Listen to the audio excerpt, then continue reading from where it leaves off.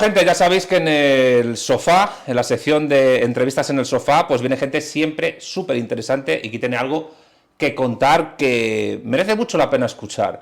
Y la verdad es que hoy es un honor contar con una docente universitaria, investigadora, joven porque yo soy bien joven, y ya lo sabéis, y que está destacando desde hace bastante tiempo en muchos medios de comunicación de masas, en otros canales de YouTube. Yo tengo muy buena relación con ella. Dentro de nada vamos a estrenar en el Instituto Beatriz Galindo La Latina un curso que lleva ella sobre inteligencia artificial, que es uno de los temas que a los dos nos apasionan, y la verdad es que va a ser muy interesante hablar con ella de las implicaciones que hay entre ámbitos que parecen que están desconectados, pero no lo están, como son, ya lo he dicho uno, la inteligencia artificial, pero se podría hablar de la tecnociencia general, de la biotecnología, el derecho, la ética, el derecho tanto comunitario e internacional como el derecho privado, y cuestiones que tienen que ver con cómo nos afectan estas cuestiones a la vida cotidiana, a la economía y a la geopolítica. Es decir, una todóloga, como soy yo, pero que tiene mucho que decir y que, bueno, Covadonga Torres Asiego, profesora de la Universidad Rey Juan Carlos. Bienvenida a Salamanca. Me encanta lo de todo, luego. Me encanta. Santiago, muchísimas gracias. Saludo a todos los espectadores. Para mí es un placer estar aquí. O sea, muchas más gracias. De nuestra amistad, pero por fin estar aquí para mí es todo un honor. Bueno, para mí es un honor que ella me dedicara y me diera su libro Ética y Derecho en la Inteligencia Artificial y en la edición del Genoma Humano. Una reflexión de la cuarta revolución industrial, así lo llama ella, editada por Dickinson Sociedad Limitada. ¿Cómo casan cosas que aparentemente parece que no tienen nada que ver, o que por lo menos la gente del común no lo relaciona tanto, como es la cuestión del derecho con esto que se llama, mal llamado, inteligencia artificial? Pues todo es curioso porque yo estaba haciendo la tesis al principio, no de este tema, sino del consentimiento informado, y llega ChatGPT 4. Y digo, pero es que me están dando unas respuestas que muchas no son verdad, Santiago. Y yo decía, no hay nada que esto lo regule, pero luego descubres un mundo más allá, que aquí en el libro, por ejemplo, también con la edición del genoma, cómo todo tiene que ver. Y mi sorpresa fue mayúscula cuando digo, esto va a transformar la sociedad, hace ya unos años, esto va a cambiar el mundo. Y como bien dices, mal llamado inteligencia artificial porque realmente intenta imitar a la inteligencia humana. Esa es la definición de inteligencia artificial. Pero todavía, a día de hoy, Santiago, no es imitable hasta que llegue la superinteligencia artificial. ¿Y qué es eso de la superinteligencia artificial? ¿Es Pues, una idea o es algo que crees plausible? Pues mira, sí creo que puede surgir, porque estás hablando de geopolítica, y yo creo que hay una carrera, como era hacia el espacio, entre China y Estados Unidos. No pongo todavía a Rusia porque me falta información, pero China y Estados Unidos hablan de esa superinteligencia artificial, que sería la inteligencia artificial consciente de su propia existencia. Y que pudiera ser no solo independiente, sino también autónoma. Actualmente la IA puede ser dependiente, pero no autónoma. ¿Y cuánto hay de autobombo y de propaganda en todo eso? Lo digo porque estamos en una Segunda Guerra Fría, por lo menos eso yo lo veo así. Estamos los dos de acuerdo en que la carrera por la inteligencia artificial es análoga a la carrera espacial de la Primera Guerra Fría del siglo pasado, que por cierto se está retomando ahora con esa expedición a la Luna de Estados Unidos, en la que seguro que hay IA por todas partes en la gestión y en la organización de esa misión. Pero ¿cuánto hay de autobombo por parte de las dos potencias y cuánto hay de verdad? Es decir, esa autoconsciencia de la IA no será simplemente propaganda para hacer ver que una superpotencia puede ganar a la otra en un ámbito que evidentemente va a determinar este siglo, pero que estamos hablando de, insisto, no es más que un procesador de información de texto muy rápido y eficiente para tareas muy concretas, pero dudo que una autoconsciente IA sea capaz de resolver problemas como un ser humano de manera improvisada, como nosotros hacemos. ¿Cómo lo ves tú? Yo veo que hay dos tipos de IA, el que vemos nosotros los usuarios y el real. Y el real es cuando digo, aquí China y Estados Unidos están haciendo esa gran carrera. Hablamos de IAs, imaginemos, pues, por ejemplo, los drones asesinos con inteligencia artificial. Hace poco salió un vídeo espectacular de esos robots chinos que hacían esas coreografías impresionantes. Eso fue un golpe en la cara a Donald Trump, como diciendo, mira lo que estamos ya haciendo. Ya tenemos diferentes ordenadores que se llaman superordenadores. Sabemos la cantidad que tiene Estados Unidos, dicen que entre 5 y 7, y China, como sabemos, se calla su cantidad. Esa es la IA que a mí me preocupa, no la IA de ChatGPT. hazme una lista de no sé qué. Esa me preocupa a nivel social, que lo veremos luego. Pero a mí la que me preocupa es esta y una muy famosa, que es Palantir, que ya se está utilizando, por ejemplo, en la Franja de Gaza para predecir el movimiento, por ejemplo, de la población en un bombardeo. Claro, eso sí que lo usa una IA. Imaginemos una IA consciente. ¿Y si podía cambiar ciertas cosas en la guerra? A mí es lo que me preocupa realmente, la IA en guerra o control social. ¿Te refieres a una IA que tome decisiones bélicas? Por ejemplo. Ya se está hablando de drones. Imaginemos un dron que tenga un objetivo. Tiene que decidir en ese mismo instante. Esto antes era lo jurídico-militar, pero tú haces esa IA. Asimov habla de las 3 leyes de la robótica.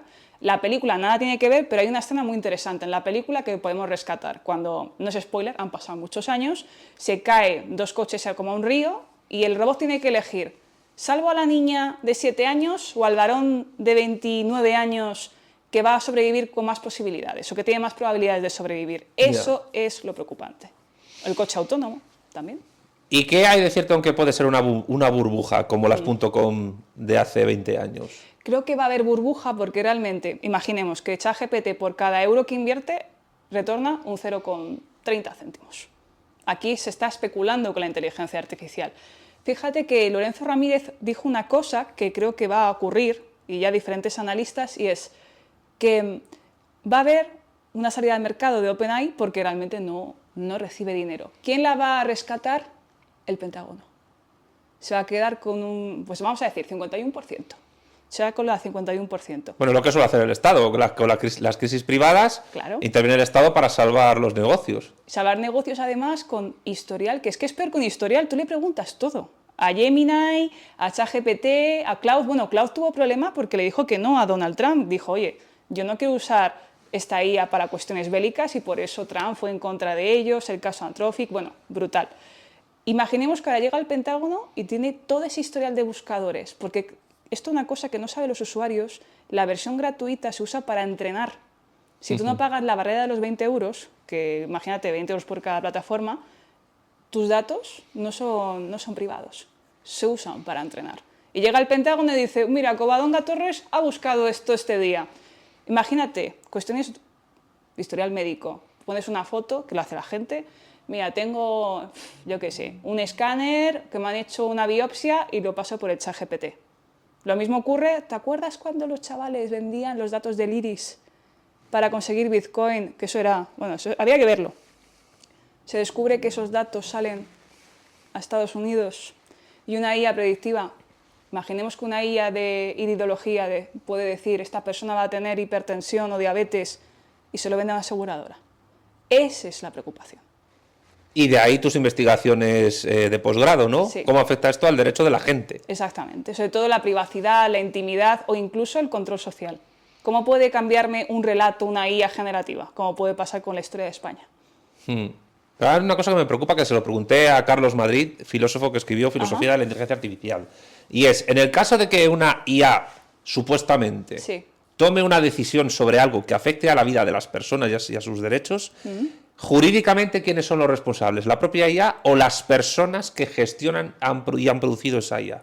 Aquí hay diferentes responsables, los proveedores, la empresa que también contrata y dentro de esa empresa que contrata el responsable de los datos que gestiona la IA. Ahora, por ejemplo, yo estoy ayudando a diferentes despachos de abogados de decir, vale, tenéis el delegado de protección de datos, pero con el reglamento europeo va a haber auditorías cada X tiempo para ver cómo funciona. Hay una cadena, vamos a decir que esto es como una cadena de responsabilidad. En la empresa, vale, no tenéis un delegado de inteligencia artificial, pues se deriva al superior jerárquico, el jefe, el socio. Vale, el socio, pero si descubrimos que esta IA no funciona bien desde la base, porque una cosa es recoger los datos y luego tú cómo aplicas esos datos, como ocurre con los currículum, cuando yo he visto empresas que dicen, bueno, si es una mujer entre los 25 y 35, no la contratamos porque está en edad de tener hijos. O es una persona joven que está estudiando, por ejemplo, tú estás haciendo ahora un segundo doctorado, ¿no? Sí. Y vas a, yo que sé, a Mercadona. Ay, pero es que Santiago está con un segundo doctorado, es que nos va a abandonar. O sea, nos va a abandonar porque va a acabar, y eso una IA te lo dice. Porque predice también tu comportamiento. Y aquí el derecho dice, hay diferentes responsables, pero ojo, el reglamento europeo no se aplica en defensa. Que ese es el gran dato importante. ¿Y si hay un nuevo estado de alarma? Se habla de ese control biométrico, control social. Esto es lo que preocupa también mucho a Pedro Baños. Has mencionado antes sobre el tema de las decisiones bélicas. Sí. Si una IA autoconsciente, que a mí de verdad me parece metafísica la expresión, Sí. tomase una decisión bélica que conllevase la pérdida de vidas humanas y de material bélico y civil importante en un contexto de una batalla, y que a lo mejor eso pudiera ser interpretado como, pues yo qué sé, por un típico tribunal de derechos humanos, como un abuso, un exterminio, lo que fuese. Ajá. ¿A quién se juzgaría? Aquí, como todavía no hay nada escrito, puede haber dos escenarios. El creador, vamos a decir, el proveedor de esa inteligencia artificial, o la propia inteligencia artificial per se. Cosa que aquí es el segundo paso jurídico. ¿Reconocemos entonces como persona jurídica a una IA con derechos y obligaciones? La gente me dice, hombre, esto no va a pasar, tal, y digo, ya, pero es que a lo largo de los siglos, mira, los animales en Italia son también seres sintientes. Esto antes no era así, ahora tenemos aquí una ley de bienestar animal, que esto lo digo entre comillas de bienestar, pero todo va evolucionando. Hay gente que se está casando con robots. Pero los animales no pueden cumplir obligaciones. No, ellos no pueden, pero una IA consciente que sepa toda la normativa, yo entiendo que una IA consciente sabrá con los derechos humanos, el artículo 14 de la Constitución Española, igualdad ante todos. Y si es una IA discriminatoria porque dice, este tipo de persona va a causar esto, como hay una película muy buena que se llama Minority Report, no sé si la has visto. Sí, hombre, claro. Imaginemos una IA de ese estilo. Tenemos esos dos escenarios, o el proveedor o la propia IA, que entiendo que la antesala será una personalidad jurídica y posteriormente, pues incluso no persona natural, pero podría evolucionar algo más. Es que esto es algo ex novo. Pero eso podría, digamos, exculpar a los seres humanos que están detrás de la producción, los proveedores, decías, de la IA, de cualquier tipo de juicio contra ellos. Según la interpretación, claro. O sea, aquí el problema del derecho es siempre la interpretación. Podemos estar ante un mismo caso, diferentes perspectivas, que es la teoría de la verdad, y cada uno va a poner su granito de arena. Bajo mi punto de vista, el responsable es el creador. Claro. Pero si el gobierno dice, imaginemos los Estados Unidos o China, no, es que yo quiero una IA consciente porque es la mayor ambición del ser humano, en ocasiones ha sido crear una inteligencia. Frankenstein, realmente el título original era El pequeño Prometeo. Una creación de Víctor Frankenstein para crear un ser, pues también por su propio ego, ¿no? Y decir, he creado vida, pues también estamos en esa misma carrera. Como has comentado antes, ¿no? A la luna de nuevo. Oye, China, que yo quiero crear aquí la primera IA consciente, que no significa que sea buena o sea mala, eso habrá que verlo. Ahora que hablas de Frankenstein es muy interesante porque mucha gente dice, yo estoy de acuerdo, que es la primera novela de ciencia ficción de la historia, de Mary Shelley, pero es que la criatura del doctor Frankenstein no es solo mecánica, es biológica. Justo. Porque la produce, la construye a partir de restos de cadáveres. Esto ya vamos a dar un salto cualitativo en el encuentro aquí en el sofá, pero es importante que lo tratemos, Covadonga. ¿A qué distancia estamos de fusionar la tecnología y la tecnociencia, por ejemplo, la inteligencia artificial, con lo biológico? Justo aquí hablamos del concepto del cyborg. Parte tecnológica o tejido orgánico, que esto es lo que explicaba a mis alumnos hace justo una semana. Imaginemos que tenemos trozos de cadáveres. Dilema de la identidad. ¿Quién es ese ser? Y su consciencia fuera una inteligencia artificial. Según Aristóteles, pues depende, ¿no? Tenemos la causa material y este tipo de conceptos. Yo entiendo que aquí gana la consciencia, pero entonces lo tecnológico ganaría a lo biológico. Es como la frase dice, nunca pasamos por el mismo río. O sea, siempre es otro tipo de agua, otro tipo de sedimentos. Esto ocurre al final. Hablamos de una criatura nueva per se, una consciencia o el conjunto de esos cadáveres. Y coincido, es la primera novela de ciencia ficción. Es la primera. Claro, pero no es lo mismo hacer un Coco Crash, un puzzle de una pierna de aquí, un ojo de allí, un tejido de allá, incluso un sistema nervioso central de otra persona, y meterle una suerte de IA que gestione todo eso orgánico junto con otros elementos mecánicos, la biomecánica que decían en Blade Runner, que por ejemplo meterle una conciencia humana, mejor dicho, una copia de una conciencia humana que ha sido registrado en una computadora a un sujeto bioorgánico para que actúe y haga cosas.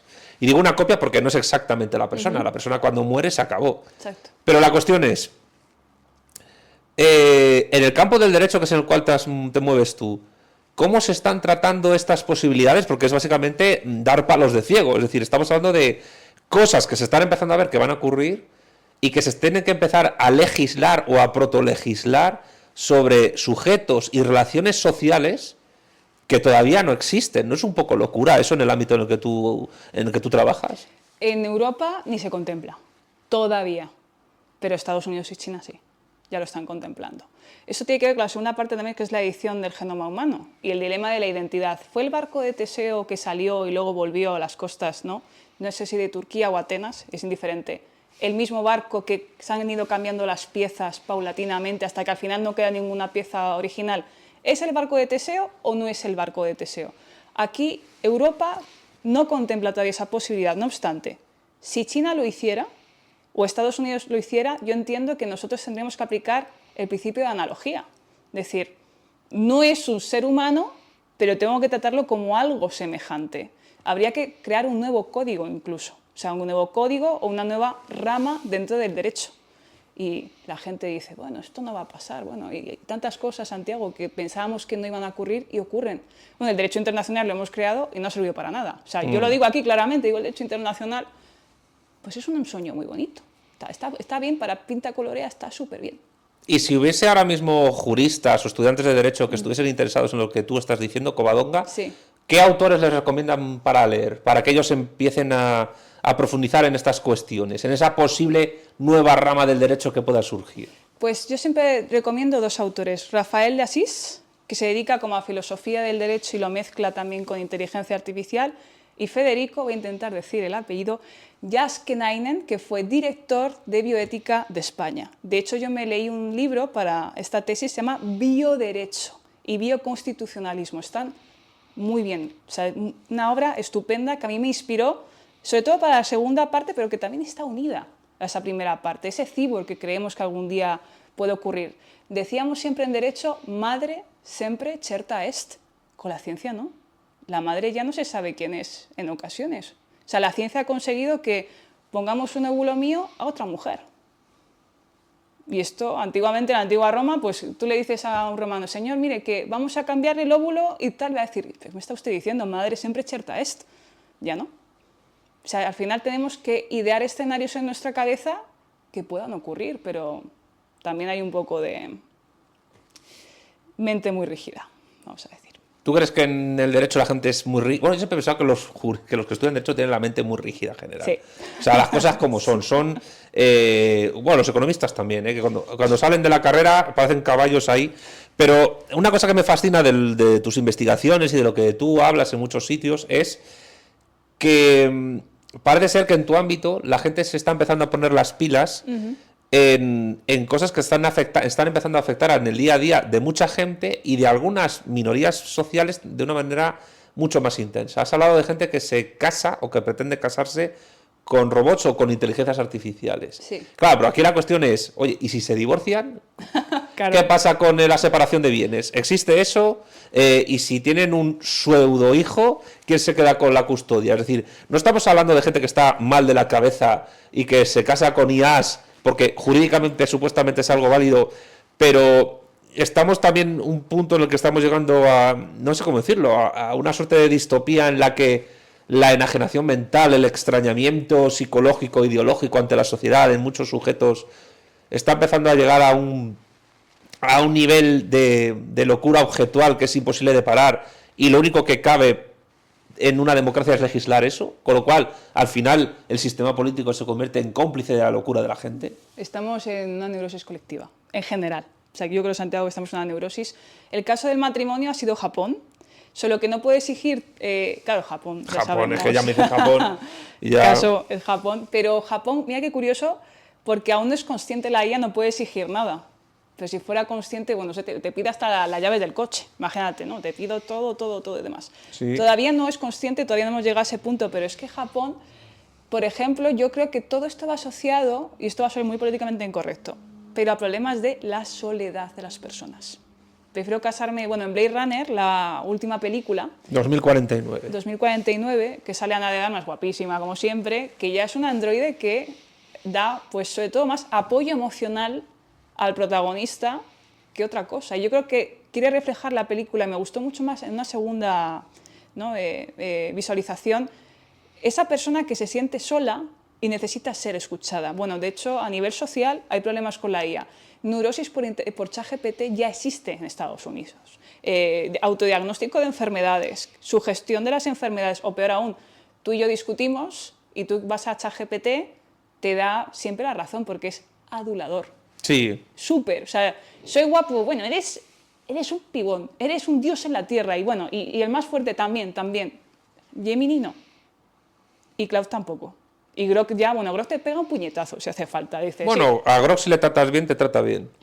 Sí, pero es más borde. O sea, es Igual más que, ¿cómo se llama esta? DeepSeek. También te trata bien cuando le tratas bien. Sí, sí. A mí DeepSeek me hace mucha gracia, tiene cosas muy graciosas. Pero claro, yo pienso, había un caso de un hombre que acabó quitándose la vida después de charlar con una IA. Sí. En ese tipo de eventos, ¿a quién hay que juzgar?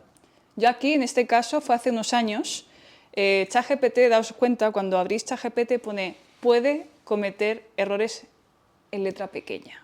Irá a juicio, pero entiendo que el abogado dirá, no, si hemos puesto esto en letra pequeña.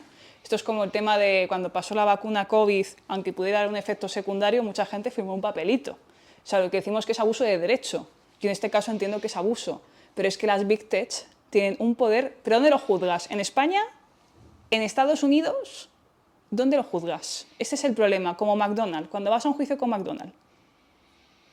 Por ejemplo, hace poco, en Santiago, se coló la información de millones por una IA defectuosa, de millones de currículums de trabajadores antiguos desde hace 30 o 20 años. Claro, yo sobre todo dije, ¿y dónde se va a celebrar el juicio? No, en Estados Unidos, no, tal. Y siempre se justifica mucho en la cuestión de competencia. Y ahí empieza a hablar pues, el derecho también internacional privado y quién tiene la competencia.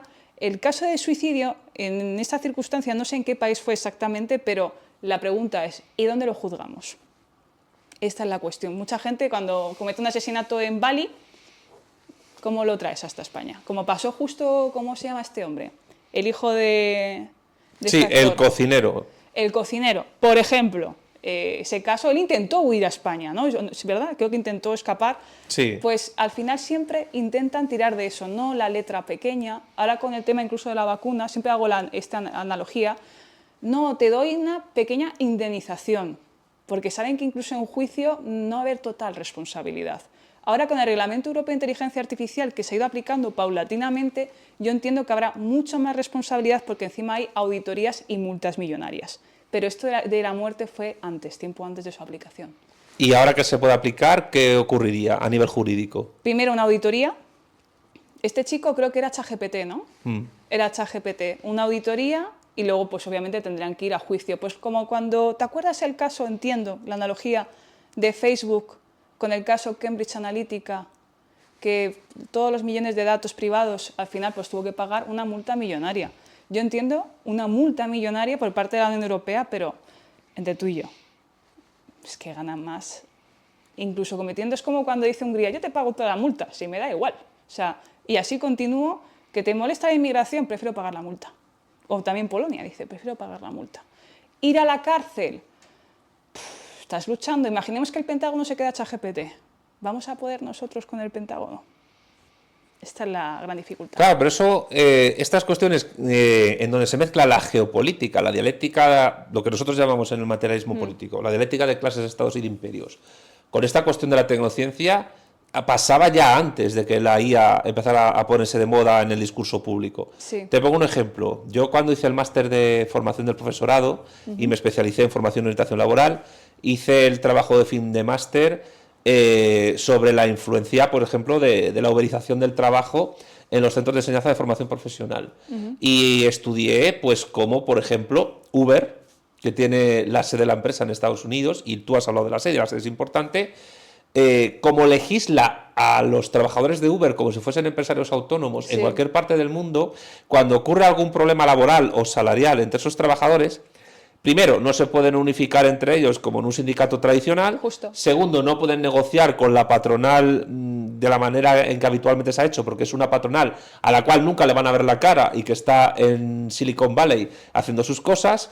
Y tercero, como la legislación estadounidense protege a esa patronal e interpreta que en el momento en que tú te bajas la aplicación de Uber al teléfono y la instalas y te conviertes en un conductor de Uber, pues no eres más que un autónomo, pues por tanto has libremente decidido tener ese tipo de relación empresarial, que no laboral, con el centro de empresarial protegido por la legislación estadounidense. Entonces, a mí me está dando la impresión que por esto que cuentas de la inteligencia artificial va a pasar algo muy parecido, que la ventaja jurídica y política siempre la va a tener el Estado donde esté la empresa con su sede de desarrollo de la IA. Exactamente. Lo peor de todo, Santiago, es que luego los centros de datos te los comes tú.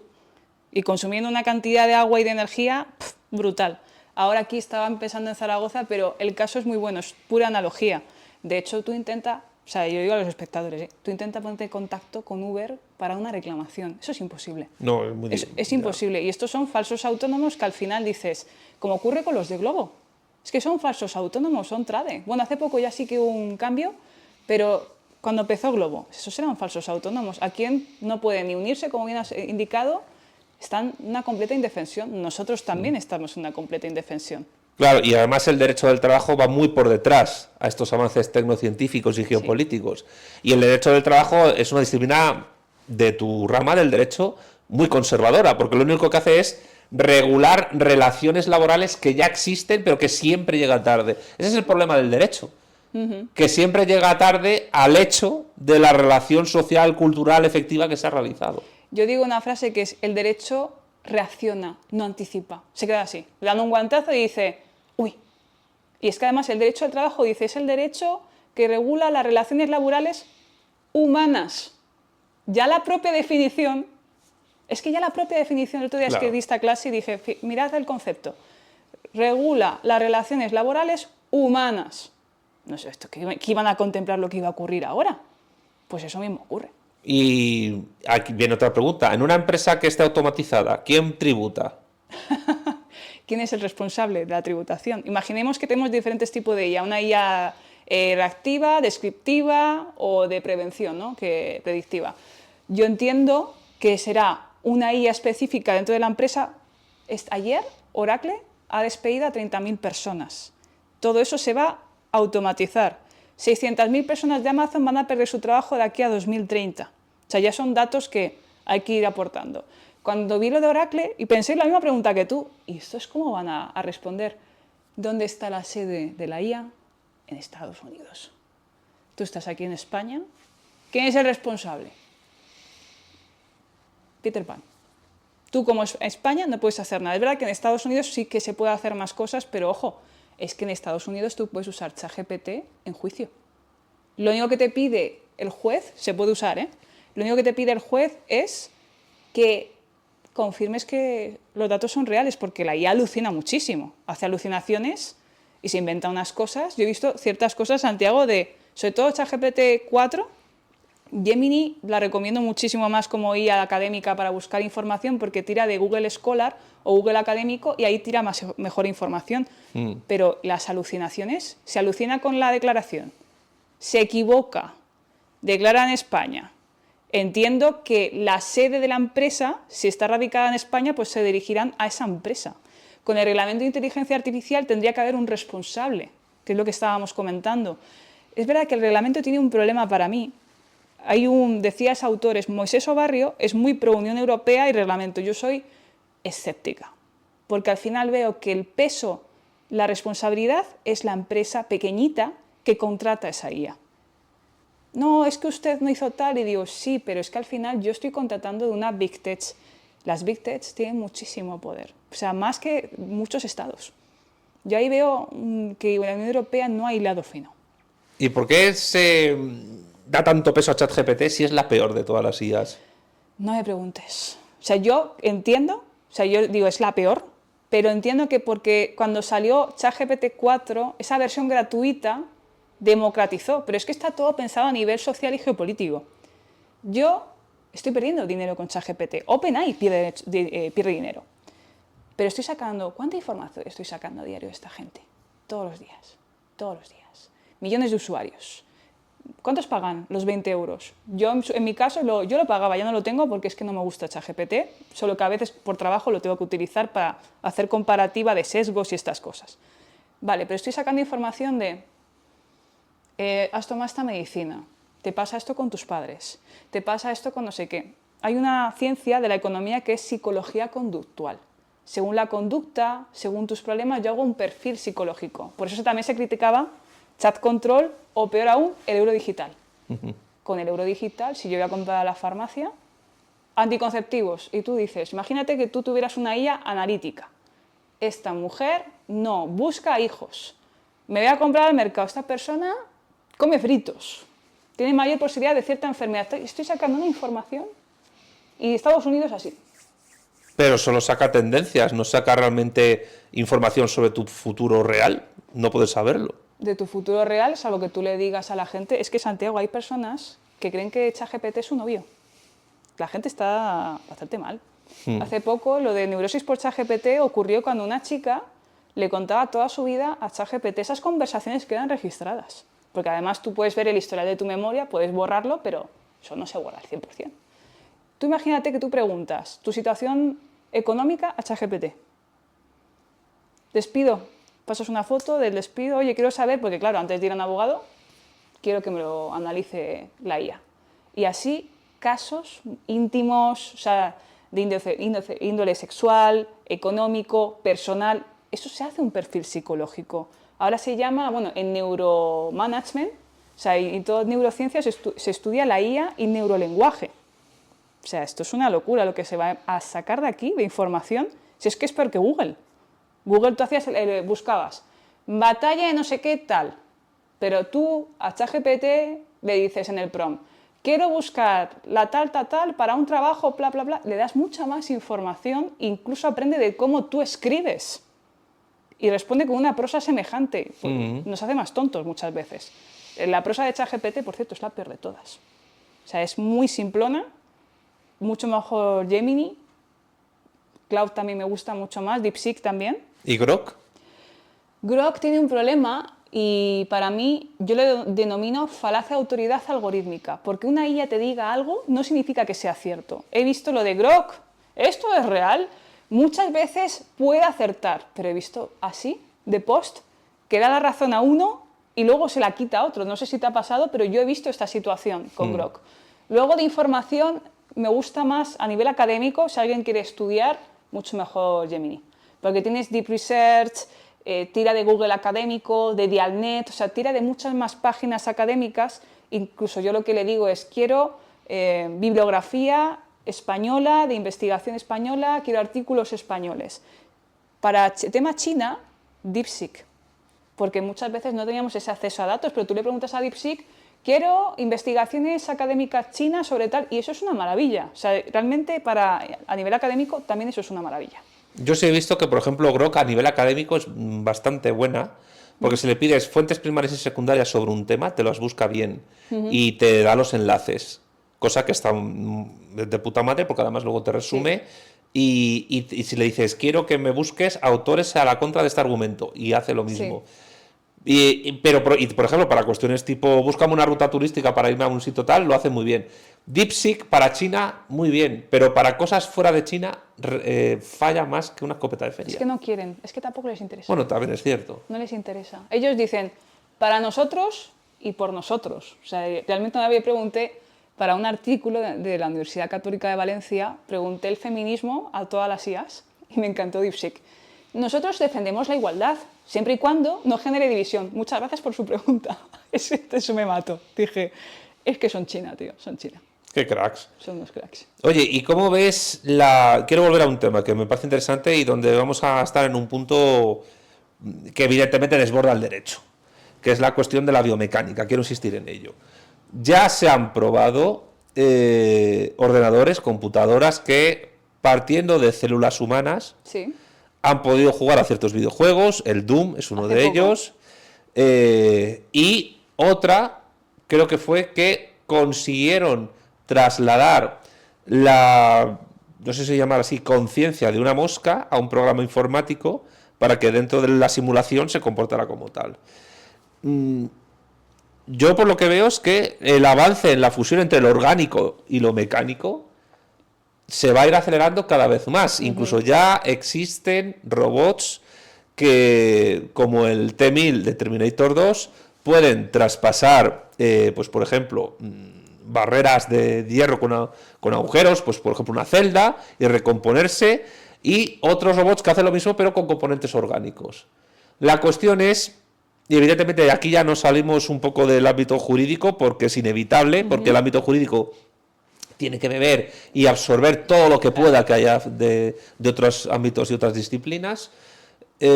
Aquí ya cabe no solo la cuestión del cyborg, sino algo mucho más complejo.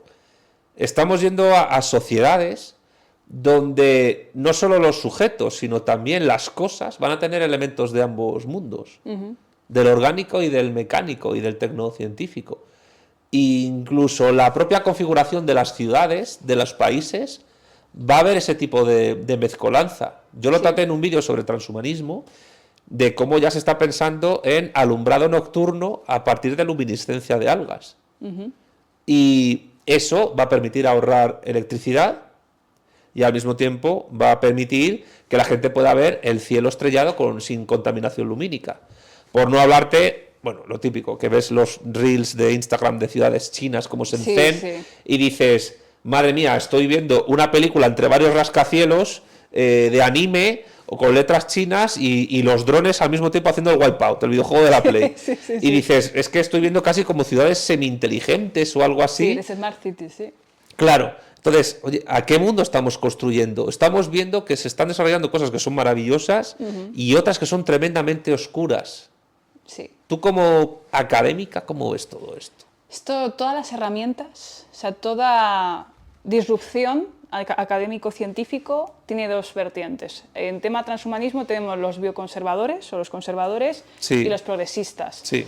Hay gente que me dice, yo cuando uso gafas es transhumanismo. Y digo, no, perdona. No es eso. No es eso porque no hay una invasión de tu cuerpo, de tu, vamos a decir, tu identidad biológica. ¿Vale? No, y hay otro tema, perdona que te corte, es que con las gafas, lo digo yo como usuario de gafas que soy, con las gafas lo que pasa es que nos recuperan una visión perdida. Sí. El transhumanismo no busca recuperar algo que orgánicamente te está fallando, sea la visión, sea una prótesis para andar o para coger cosas, etc. Ni siquiera una mano mecánica, robótica, es transhumanismo, porque eso es, te la pones porque eres manco y coges cosas. No, el transhumanismo es cuando tu base biológica es potenciada hacia capacidades que orgánicamente no tienes como especie. Ahí está la gran diferencia. Perdona por el apunte, pero es que creo que era necesario hacerlo. No, es perfecta, Santiago, es que es perfecta.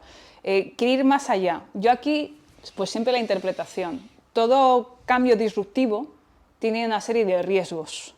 Ahora bien, la pregunta es, ¿quiénes son las mentes que deciden estos riesgos? Bueno, me conoces, creo que hay un globalismo, creo que hay élites que controlan el mundo y algunos, pues, muchos de ellos no desean precisamente nuestro bienestar, o eso pienso, a lo mejor, ojalá me equivocara. Y todo dependerá también de cada país. Aquí también hay un poco de la autonomía o la voluntad popular. Solo que yo, por ejemplo, el caso de los fondos de inversiones, pues ahora están llegando, ¿no?, de centros de datos. Yo ahí no he visto que haya una soberanía popular que podamos decidir. ¿Es bueno? ¿Es malo? Bueno, ya están consiguiendo que no se consuma tanta agua. Ahora, parte oscura, control social, control biométrico, que no hemos hablado de eso. Que yo sepa que tú eres Santiago desde que sales de casa hasta que te vas al banco con control biométrico y lo peor de todo, para estafa también. Ahora mismo, gente que por WhatsApp recibe fotos de su madre, hace un selfie, parece su madre y videollamadas también. Por cierto, que ahora mismo hay una estafa que te quitan el WhatsApp 2 horas, lo está usando una IA, con tu cara, con tu voz, porque te ha ido estudiando, control biométrico de la voz, todo, hasta tus gestos. Es que es alucinante. Eso se llama, pues, por ejemplo, la Deep Inteligencia Artificial o Dark Inteligencia Artificial, porque es para conseguir dinero, para estafa. Bueno, e incluso, lo que sí sea, por ejemplo, eso es un tipo de estafa. La Policía Nacional usa también IA para detectar pedófilos. Porque te habla un niño que es digital. O sea, fíjate, la misma cosa en lo bueno y en lo malo. Como cualquier herramienta. Como cualquier herramienta. Yo digo, yo uso IA para trabajar. Incluso a nivel académico estoy bloqueada. No sé cómo seguir este artículo. Mira, te voy a seguir tal. Hablando, por ejemplo, de Afganistán. Yo pensaba siempre, estas pobres chicas. ¿Y si pudiéramos, no sé, que tuvieran algún tipo de IA que les hiciera aprender en su casa? Porque además la IA, su idioma en un momento hace así. Incluso sin acceso a Internet hay inteligencias artificiales muy potentes. Pues eso a nivel educativo. En la guerra de Ucrania lo que no se ha estudiado, tanto para niños ucranianos como rusos, es incluso en desplazamiento, hemos conseguido que esos niños estudien y sigan sus carreras o su docencia. Eso es gracias a la tecnología. Ahora bien, ¿qué hacemos? Pues hay que mirar siempre lo bueno para la humanidad. Yo creo que lo bueno es servir, o sea, todo lo que sea servir para aportar a la sociedad. Si es para tú enriquecerte como eres una gran Big Tech o un gobierno que quiere ser autoritario mediante una Big Tech, ahí no. Yo lo declaro 1000 veces, estoy en contra del euro digital, es que no me gusta el euro digital. Igual que Chat Control. ¿Por qué Chat Control tiene que ver todas mis conversaciones y una IA detecta un patrón que considera una amenaza? Y lo curioso es que esa IA no se aplica pues, a grandes diplomáticos o funcionarios importantes. Para lo bueno y para lo malo. Detectamos pedófilos, pero te pueden estafar. Hay que asumir siempre los riesgos de cualquier movimiento, siempre. La verdad es que el encuentro está siendo muy rico porque tratas temas que evidentemente nos posicionan ante una visión de futuro que parece lejana pero que al mismo tiempo no lo es. Y que evidentemente cada vez preocupan a más personas porque les afectan a su día a día, sobre todo gente pues de generaciones como la tuya, como la mía, o de la generación X, boomers ya menos, aunque interactúan con estas cosas a lo mejor sin saberlo. Una cuestión que a mí me preocupa mucho es la relación de estas tecnologías con el poder político. ¿En qué sentido? Ya hay ministros, por ejemplo en Albania, que supuestamente son una IA, que además vinieron con la tontería de que se quedó embarazada y tal. Hace unos años, en una prefectura de Tokio, una IA quedó tercera en las elecciones. Seguramente en algún momento la gente piense que este tipo de tecnologías pueden gestionar mejor la política que las personas orgánicas porque no son corrompibles. Claro, pero a veces pienso, es que a lo mejor es mejor una persona corrupta que alguien incorruptible e implacable. Quiero decir que cuidado con eso porque Robespierre le llamaban incorruptible y luego mira cómo acabó. Justo. La cuestión es, si tan difícil es pedir cuentas a nivel fiscal, a nivel jurídico, en el derecho privado o incluso en el derecho internacional público, a este tipo de tecnologías, ¿qué podrá pasar cuando estas tecnologías se conviertan en, entre comillas, líderes políticos? Porque yo lo que estoy viendo es que mucha gente está tomando a esta suerte de falsas inteligencias, lo digo abiertamente, como una suerte de nuevo oráculo de Delfos, al cual consultarle absolutamente todo y que en teoría puede tener las respuestas de todo. Cuando muchas veces ellas mismas dicen, oye, yo también me equivoco. Grok ha reconocido errores también. Y DeepSeek también ha reconocido errores. Cuando le dices esto no está equivocado. Pero la cuestión es, ¿estamos construyendo una sociedad en la que las IAs se conviertan en una suerte de nuevo numen religioso, de nueva deidad, como si fuesen los tótems de las religiones animistas, politeístas, prehistóricas, pero en un ambiente de alta tecnología? ¿Tú cómo lo ves? Vamos a ir por la parte política y la parte animista, pero vamos a empezar por animista. Ya hay personas que están creando una religión de la inteligencia artificial.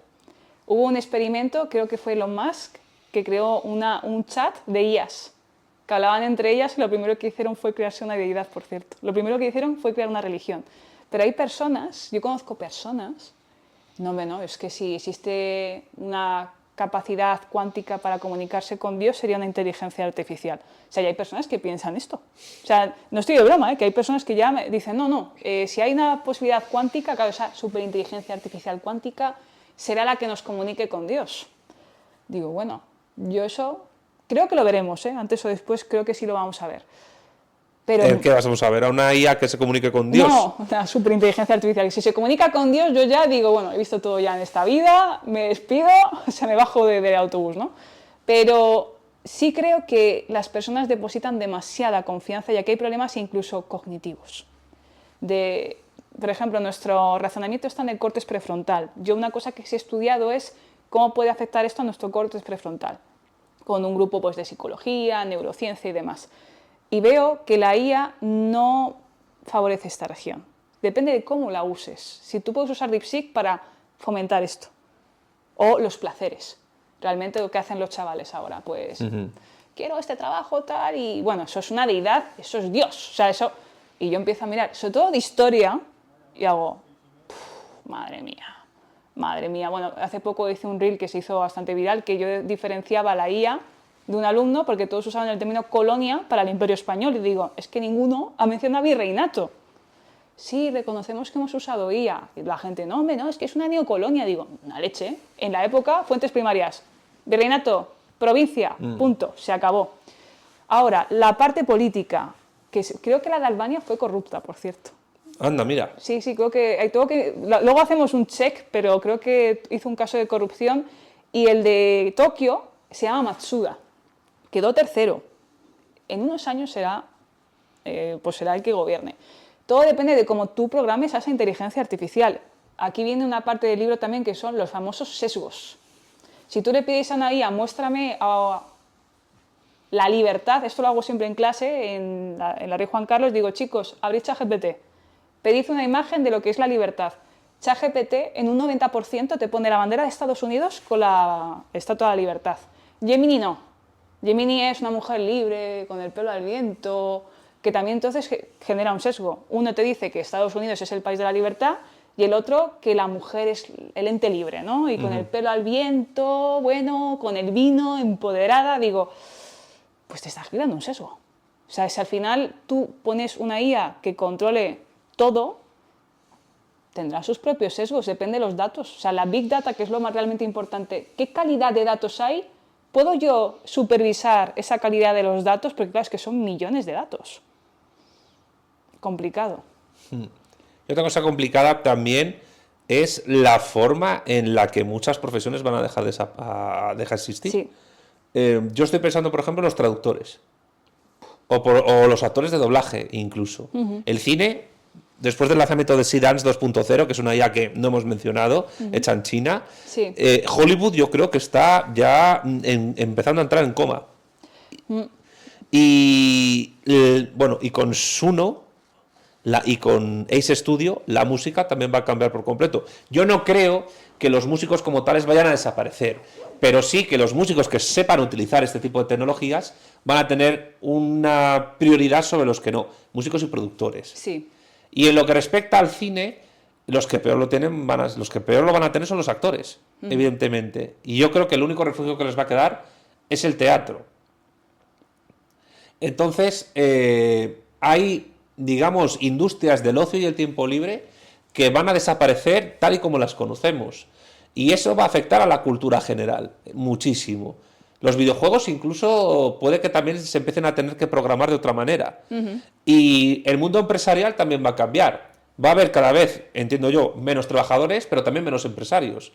Porque la gestión de las empresas va a ser cuestión de gente de menos técnicos. Y entonces un CEO, tal y como lo conocemos, ya no tiene sentido.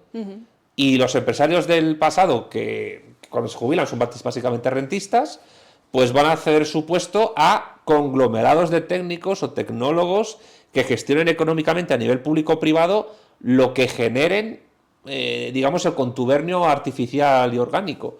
Entonces, ¿tú cómo ves a nivel ya sociológico? Te estoy preguntando. Sí. El mundo que se puede gestar a partir de todo esto, nada tiene que ver con lo que se ha conocido desde el siglo XIX hasta la actualidad. Joder, pues este es un temazo, es que este me encanta. Por eso lo he sacado. Me conoces bien. Fíjate, el tema de todavía nos movemos por la identidad de esa persona famosa que nos gusta. A mí me encanta Clint Eastwood. Si hay una película de IA o Clint Eastwood, pues yo voy directo, pues es un peliculón porque sé que Clint Eastwood va a hacer un peliculón. Ahora bien, la generación que viene no ha crecido con eso. No crece con eso. Y esta es la gran diferencia. O sea, incluso en la atención, que ese es otro tema, un problema de redes sociales, atención, que también va por IA. Estas personas, hay una IA que hace de modelo en redes sociales, se llama Aitana López, es española, es barcelonesa, que describe su vida como una famosa, es un ejemplo buenísimo. He ido al concierto de no sé qué, he ido al Camp Nou, y la gente le da like y cree que es real. Porque la magia, Santiago, para esta gente, estas empresas es, te vamos a hacer creer que eso es real. Si ya había problemas mentales, tú ya, bueno, imagínate si ves a un tío con IA o una tía con IA, cada vez lo veo más, por cierto, horrible, pero irá mejorando. Las películas con inteligencia artificial, lo bueno, o sea, yo digo una cosa positiva que ha hecho Europa, o sea, aquí lanza a favor de Europa, supervisión humana para todas estas cosas. Eso va a dar bastante dinero a la gente que diga, oye, ¿a qué me quiero dedicar dentro del mundo del cine? Pues voy a hacer supervisión humana de escenas de acción, porque puede haber exceso de violencia, puede, yo qué sé, haber una fuga de algo. Esto ya lo hace TikTok en China, que tiene supervisores de todos los vídeos, millones de vídeos que se suben al día, hay un supervisor humano. Está la IA y el humano. Es verdad que están cambiando cada vez más automático, pero siempre hay una supervisión humana. En Europa pasa esa supervisión humana, siempre. Ahora bien, ¿qué queda de lo humano? Esa es la pregunta. ¿Y qué queda de lo humano? Creo que estamos en una... odio esto de la posverdad, posmodernismo, esa realidad líquida, ¿no? Pues también un poco relativista. Pero eso también es arte, ¿no? La IA no hace arte. La IA coge patrones y los imita. Cuernavilla, que era el que hacía la voz de Gandalf, para mí es inimitable. Que llegue una IA y lo haga, ¿dónde queda la originalidad? Cuernavilla no, Mediavilla. Pepe Mediavilla, que falleció hace poco. Es que menuda vozarrón. O sea, perdona, eso es inimitable. O sea, ese era un grande. Así le mandamos un recuerdo. Bueno, tú eres más joven que yo, no sé si recuerdas a Constantino Romero, sí, que dobló a Clint Eastwood, dobló a Darth Vader, también se está clonando voces como él, sí, de él, para ciertos vídeos. Pero es que no tiran de la originalidad, tiran de lo que era bueno. Entonces a mí lo que ocurre con las artes, yo lo que haría es, si yo fuera legisladora, tema artes, doblaje y tal, eso no se toca. Porque además aquí hay una doble hipocresía. Tú quitas anuncios por Photoshop porque crea problemas mentales a las niñas. Pero no, hay una chica con IA que no tiene ni una arruga, ¿qué? O sea, fíjate la doble moral de la cuestión, porque no estamos todavía reconociendo a la IA como una persona jurídica. Yo creo que ese va a ser el siguiente paso. Si te reconozco como tal, pues hay mayor responsabilidad. ¿Y estas IAs podrían votar? ¿Tendrían derecho al voto? No son personas naturales, no pueden votar. Las empresas no votan, si fuera una persona jurídica no podrían votar. Ahora bien, vamos a poner un escenario pues tipo Blade Runner, somos replicantes. Claro, un replicante, ¿de qué se diferencia de un ser humano? Un poco más. Eres un replicante que siente, porque esto es la pregunta que hago también en clase, si la IA sintiera, sufre, porque además es, vamos a decir, una superinteligencia y sufre, ¿tú le reconocerías ciertos derechos? Porque además él cree sentir, aunque tú digas que no siente, imagínate que él cree sentir y lo pasa mal. Pero las plantas también sienten el dolor, ¿las damos derechos a las plantas? Pero no son conscientes de su existencia. Bueno, eso es lo que... Bueno, no sabemos. Acabo de decir, ¿qué entendemos por conciencia? Todo aquello que tenga sistema nervioso central, las plantas no lo tienen, los fungi tampoco, pero se ha probado que sienten dolor. Lo que pasa es que no lo pueden expresar igual que un animal. Pero aquí la cuestión que yo veo es que algunos, fíjate, si ya es problemático a nivel bioético otorgar derechos a los animales, como el proyecto Gran Simio hace varios años, la cuestión es que ahora hay gente que quiere otorgar a un programa informático unos derechos que no puede ejercer porque simula que es inteligente. El animal no es que lo simule, el animal tiene la inteligencia a la que puede llegar por su grado evolutivo. Pero el problema de las IAs es que se le quiere otorgar algo que no puede ser, nunca, jamás. Es como, lo siento, lo voy a decir, es como el tema trans. Por mucho que esté bien operado el sujeto y parezca visualmente una mujer espampanante, es un tío. Tendrá cáncer de próstata y su vagina no es real y no podrá quedarse embarazado y sus pechos tampoco son reales ni puede amamantar a un niño. Y además no produce estrógenos desde un aparato reproductor femenino. Produce testosterona o la producía hasta quitar los testículos. Entonces, y uno de los grandes problemas que estoy viendo es el grado de extrañamiento de la realidad que muchas personas en el mundo político, jurídico, académico y por supuesto también, cuidado, empresarial de este ámbito, tienen entre otras cosas para justificar inversiones. Esto es como cuando Sam Altman dice hay que estar precavidos con la IA autoconsciente porque puede desencadenarse el caos y dominarnos a todos, y lo que está haciendo es pedir perras. Está pidiendo dinero. Entonces, yo no sé si desde tu ámbito se alerta de los cantamañanas y de los caraduras que hay en el tema de la inteligencia artificial. ¿Y los que te venden cursos qué? Yo, para tu empresa, esos que salen en YouTube, que ya no puedo más, que te sale anuncio, curso de inteligencia artificial. Hay gente que se está haciendo de oro vendiendo humo. O sea, porque no están hablando, yo qué sé, de una dimensión jurídica de la IA, ni una verdadera aplicación. Hay personas que veo que te doy un cursillo para aplicar IA en tu empresa.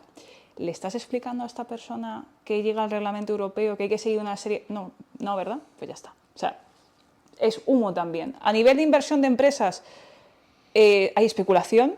Yo vuelvo a decirlo, a mí la IA que me preocupa realmente es la bélica, la de defensa, la que vamos a vivir también a nivel de guerra cognitiva, que es esa que no podemos sentir por qué noticia es real y qué es no. Fíjate, lo de Netanyahu, ¿estaba muerto? ¿No estaba muerto? Estaba de parranda. Exactamente, pero nos ha hecho dudar. Fíjate, en el siglo XXI, en el 2026, no sabíamos si ese tío estaba muerto.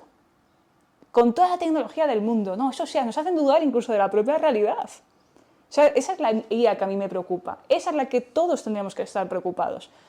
Pues claro que hay mucha especulación. Yo veo, mira, decían en una conferencia que van a sobrevivir 5 grandes Big Tech y que todas estas pequeñas empresas, que desgraciadamente algunas son muy buenas, van a desaparecer. Lo van a absorber las Big Tech fuertes.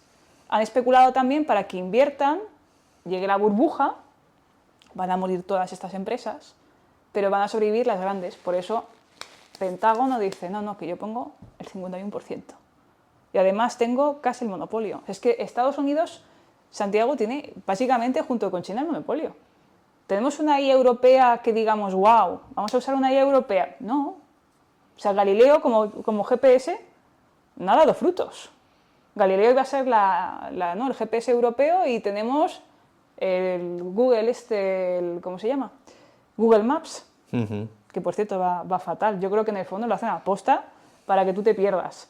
Pero dependemos de satélites norteamericanos. Y es como, vamos a ver, ¿por qué no hacemos nuestra propia IA? El problema que yo le veo a un proyecto de la Unión Europea para hacer una IA es el mismo que le veo a un montón de cuestiones. Y es que la Unión Europea no es una entidad soberana, no es un Estado. Y como no es un Estado, tampoco se puede implantar un idioma oficial y hegemónico en la Unión Europea. ¿Y esto cómo afecta a la IA? Pues la base de los algoritmos de las IAs emergentes más potentes están hechas en inglés o en chino.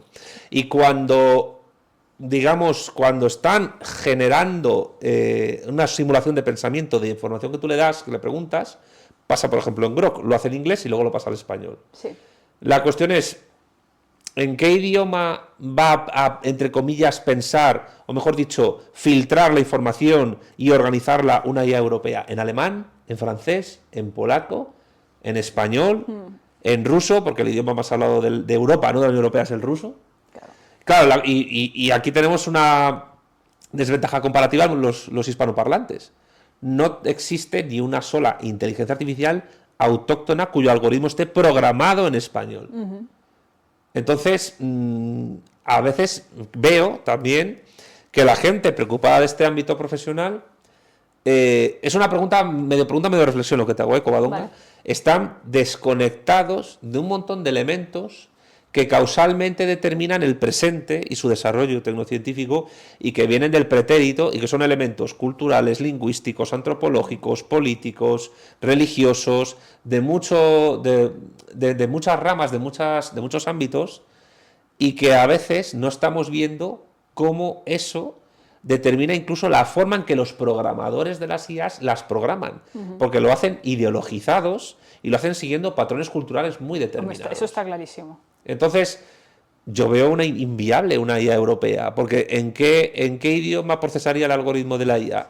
Una IA europea yo lo vería factible, cuestiones administrativas burocráticas, porque al final eso es todo automatizado. Pero sí existen empresas a nivel España que el algoritmo es en español. O sea, sí que existen, solo que claro, yo creo que muchas están condenadas a desaparecer. Por lo que estábamos comentando antes de la burbuja, la especulación, la Big Tech hace fuera. Por ejemplo, ahora en tema, hay una que se llama Maite, para abogados, que está muy bien, y bueno, conocí a su creadora hace unas semanas. Maite es para derecho en España. Y dices, joder, pues yo creo que esta IA necesitaría mucho más subvención, o sea que I+D en España necesitaría mucho más subvención. Ha llegado un señor, un ingeniero español, voy a hacer una IA de derecho.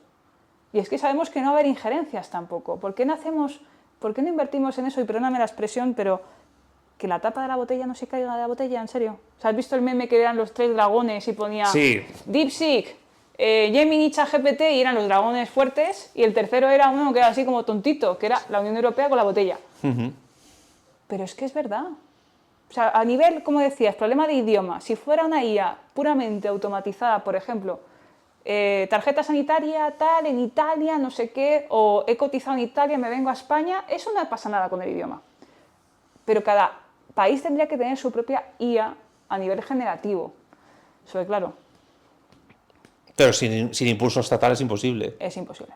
Es imposible. Es que necesitas dinero, recursos. Cuando la gente vaya a un centro de datos, que me lo cuente lo que ve. Que son como esas granjas de datos, energía nuclear también. En España no querían invertir en un principio, fíjate, por el apagón. Porque no es energía estable siempre al 100%. Cuando pasó lo de Groenlandia, yo pensé, seguramente lo que quiere este hombre es poner centros de datos, porque como es tan fría y mucho más que Alaska a lo largo de todo el año, pues te ahorras de energía en Groenlandia. ¿Cuánto te gastas? Te ahorras un montón. Decían, no, vamos a ponerlo debajo del mar. Me parece un riesgo, porque por 1 grado que cambie la temperatura del agua, te cargas un ecosistema. Los chinos lo tienen debajo del agua. Pero ellos tienen todo eso bien cubierto. Estados Unidos decía, no, debajo del agua, no sé qué, y de hecho está pidiendo también a China información de cómo hacen esto. Es que esto es una guerra fría. Claro. Están diciendo, no, ¿tú quieres saber cómo lo hago? No te lo voy a contar. Esto es como pasaba con lo del espionaje ruso, americano, para cómo llegaban a la Luna. Esto es lo mismo. Esto es impresionante. A ver, yo veo que es plausible a nivel estatal, de España, Italia, Francia, etcétera, que haya programas de IA para cuestiones, digamos, nacionales de gestión, sea agencia tributaria, sea tema de seguridad social, sea tema de papeleos, de lo que sea. Sí puede haber programas que tengan éxito en ese ámbito, pero siempre va a haber una concertación entre público y privado para que eso funcione.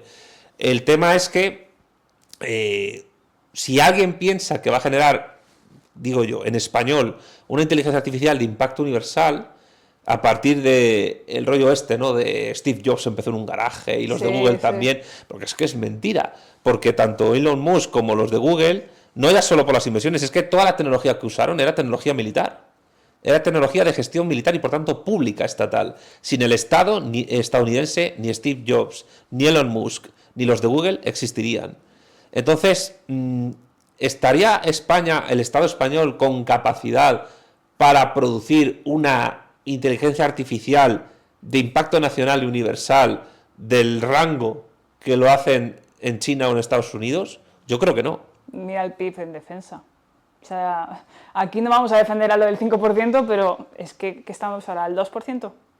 Y del 2%, por cierto, muchos son páginas web, que por cierto cuestan millones. Y digo, no sirve para nada, como dices tú. El empadronamiento, por cierto, en Madrid es una pesadilla. ¿Por qué no lo puede hacer una IA? Si va a hacer lo mismo, que va a hacer lo mismo. O sea, y dicen, no, es que va a quitar muchos puestos de trabajo. Bueno, pero va a haber personas que tengan que supervisar que eso está bien, que tenga que... no sé, hay que también un poco regenerarse, porque yo veo oficios que están ahí por estar. Pero si te lo hace una IA de forma, como has dicho, automatizada, mucho más rápido, también agilizar quita muchos problemas. O sea, es como cuando hay una persona que viene con un título de México y de verdad, ¿tú sabes lo difícil que es convalidar ese título? Le estamos quitando posibilidades de crecimiento, estamos poniéndole pues palos a la rueda. Hay que agilizar las cosas. Y le cuesta aquí, con el desarrollo técnico administrativo que hay, imagínate en sus países. Por ejemplo, Cuba o gente así. Quiero hacerte una última pregunta, Covadonga, porque ya evidentemente estamos tratando temas que cada vez afectan más al día a día. Y tú, como eres una persona que ha estudiado Derecho, el Derecho es un ámbito que afecta al día a día a las personas constantemente, vayan a juicio o no. Simplemente en cualquier tipo de gestión administrativa o leer una factura de la luz, lo jurídico siempre está en medio. Sí. ¿Tú crees que los juristas van a desaparecer con la IA? Yo espero que muchos espabilen. O sea, es muy cruel lo que estoy diciendo, ¿eh? Pero Eres crítica con tu gremio. Soy muy crítica con mi gremio, porque creo que, ¿sabes? Si me escuchara mi compañero Antonio Serrano o Felipe de Basa, dirían, estoy contigo. Pero la gente en mi gremio está adormilada, muy adormilada. No, o sea, digamos que para mí la IA hay un punto positivo, Santiago, que espabila. O sea, la gente que es buena en lo suyo, a ti nunca te van a sustituir. Tú pues explicas, no tienes a tu público, la gente le gusta escucharte, te la has currado.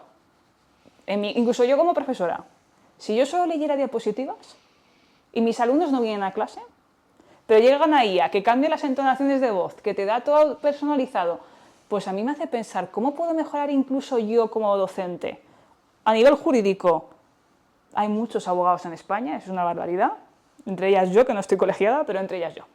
Vale, pues va a desaparecer sobre todo la cuestión automatizada. Se hablaba de una IA procesal, sobre todo el ámbito, ¿no?, de procesal, de primera, segunda, tercera instancia, según qué tribunal te tengas que dirigir. O sea, todo lo automatizado es lo que realmente corre peligro. La IA europea, eso sí, dice que a nivel jurídico, o sea, la IA europea hay 3 niveles. IA prohibida, de alto riesgo, riesgo medio y vamos a decir riesgo nulo. 4 casi en total. Y la IA de alto riesgo también es ámbito jurídico, cuando pides asilo, todo aquello que tenga que ver con los derechos fundamentales. Eso no se va a sustituir. Medicina tampoco. Ahora bien, que no se sustituya al 100% no implica que poco a poco se contraten también a los mejores profesionales.